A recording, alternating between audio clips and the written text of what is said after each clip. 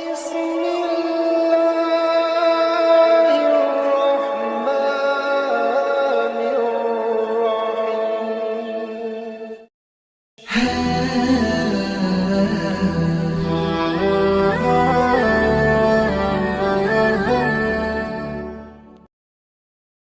الله الرحمن الرحيم. Bismillahirrahmanirrahim. Assalamualaikum warahmatullahi wabarakatuh. Syukur Alhamdulillah kita bisa berjumpa kembali di channel Muhasabah Fiddin. Semoga dengan perjumpaan kita ini dicatat sebagai amal ibadah dan diberkahi oleh Allah Subhanahu wa Ta'ala. Salawat dan salam selalu dan tetap tercurahkan kepada junjungan alam Nabi kita, Nabi mulia, Nabi besar Muhammad sallallahu alaihi wasallam. Allahumma salli ala Sayyidina Muhammad wa ala ali Sayyidina Muhammad.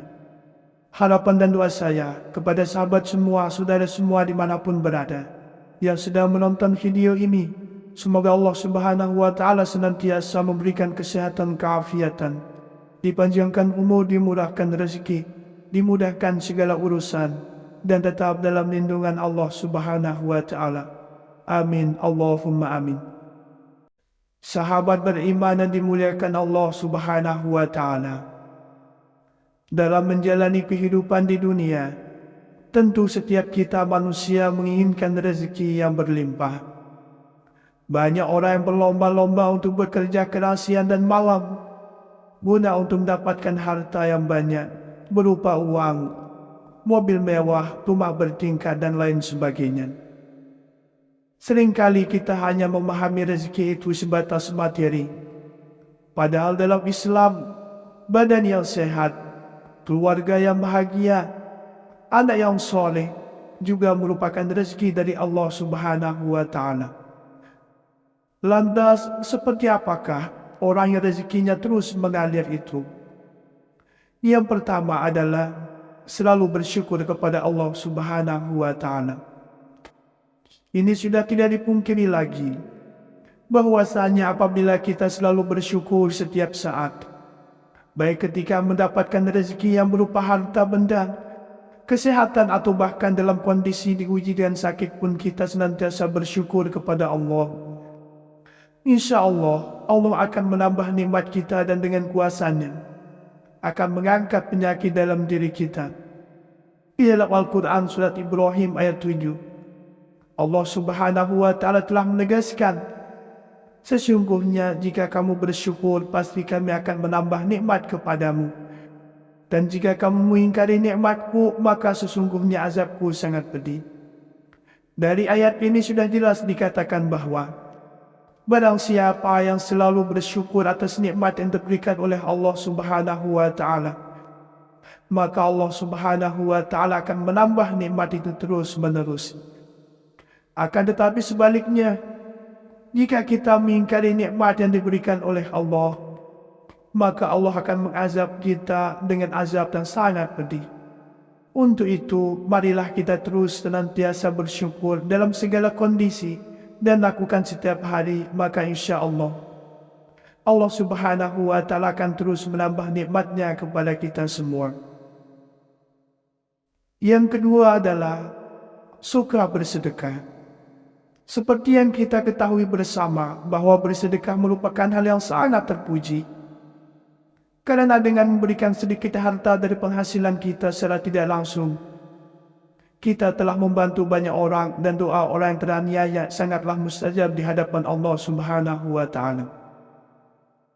Semua kita juga sudah mengetahui bahwasanya apabila kita bersedekah dengan ikhlas, maka Allah Subhanahu wa Ta'ala akan mengganti berlipat-lipat, baik di dunia maupun di akhirat kelak. Hal ini sudah dijelaskan dalam Al-Quran surat Al-Baqarah ayat 261. Perumpamaan nafkah yang dikeluarkan oleh orang-orang yang menafkahkan hartanya di jalan Allah adalah serupa dengan sebutir benih yang menumbuhkan 7 bulir. Pada tiap-tiap bulir 100 biji, Allah melipat gandakan ganjaran bagi siapa yang Dia kehendaki. Yang ketiga adalah dengan rutin beristighfar. Istighfar merupakan salah satu sahabat dunia kita untuk memohon ampunan kepada Allah atas segala dosa yang pernah kita perbuat. Sebab dosa termasuk hal yang menghalangi datangnya rezeki. Sesungguhnya seseorang pasti terhalang dari rezeki dikarenakan dosa yang dilakukannya. Sesungguhnya takdir tidak dapat dicegah kecuali dengan doa. Dan sesungguhnya tiada yang dapat menambahkan umur kecuali kebajikan. Atau kama qala alaihi salatu wassalam. Maka orang yang selalu beristighfar dalam kondisi apapun, secara tidak langsung dapat membersihkan hatinya dari segala dosa dan kesalahan. Ketika hati kita bersih, maka kemungkinan besar rezeki yang diberikan oleh Allah Subhanahu wa Ta'ala bisa sampai kepada kita. Dalam Al-Quran surat Hud ayat 3 Allah Subhanahu wa Ta'ala berfirman, dan hendaklah kamu minta ampun kepada Tuhanmu dan bertaubat kepadanya. Jika kamu mengerjakan yang demikian, niscaya Dia akan memberikan kenikmatan yang baik terus-menerus kepadamu sampai kepada waktu yang telah ditentukan. Dia akan memberikan kepada tiap-tiap orang yang mempunyai keutamaan atas balasan keutamaannya. Jika kamu berpaling, maka sesungguhnya kamu akan ditimpa siksa di hari kiamat. Yang keempat adalah selalu bertawakal kepada Allah Subhanahu wa Ta'ala. Tawakal adalah berserah diri dan menyandarkan hati hanya kepada Allah Subhanahu wa Ta'ala. Orang yang senantiasa bertawakal merupakan orang yang sangat yakin seyakin-yakinnya bahwasanya hanya Allah Subhanahu wa Ta'ala yang dapat memberikan dan mencegah. Artinya adalah Allah lah yang memberi manfaat dari apa yang telah diciptakannya, memberikan nikmat kepada setiap manusia dan seluruh jagat seisinya, serta mencegah segala bentuk keburukan yang dilakukan manusia maupun dari setan.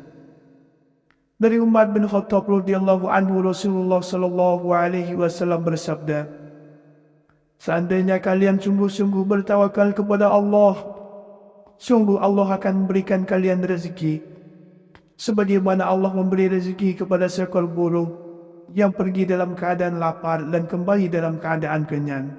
Atau kama qala alaihi salatu wassalam. Dari hadis ini sudah sangat jelas dikatakan bahwa seekor burung saja Allah Subhanahu wa Ta'ala sudah menjamin rezekinya. Apalagi kita sebagai manusia yang mau berusaha, berikhtiar dan bertawakal kepada Allah Subhanahu wa Ta'ala. Insya Allah, dengan kuasanya Allah Subhanahu wa Ta'ala akan terus memberikan kita nikmat berupa rezeki yang berlimpah. Yang kelima adalah orang yang suka membaca surat Al-Waqiah.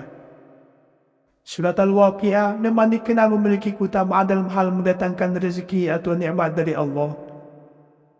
Dalam hadis Ibnu Hajar disebutkan bahwa kita sangat dianjurkan untuk mengajarkan surah Al-Waqiah kepada istri atau keluarga dan anak-anak kita.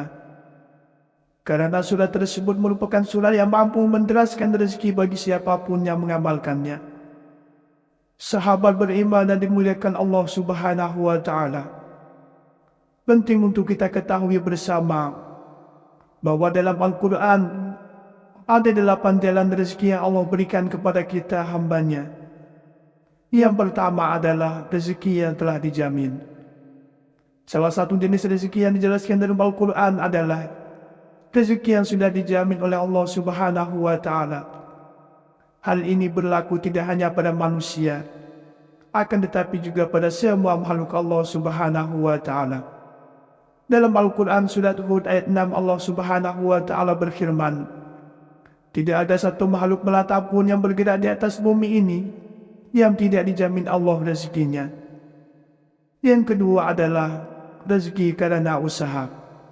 Meskipun Allah Subhanahu wa Ta'ala telah menjamin rezeki, manusia yang dianugerahi akal seharusnya berusaha mencari rezeki, karena setiap rezeki yang diperoleh akan sejalan dengan usaha yang dilakukan. Allah Subhanahu wa Ta'ala berfirman dalam Al-Quran surat An-Najm ayat 39, tidaklah manusia mendapatkan apa-apa kecuali apa yang dia kerjakannya.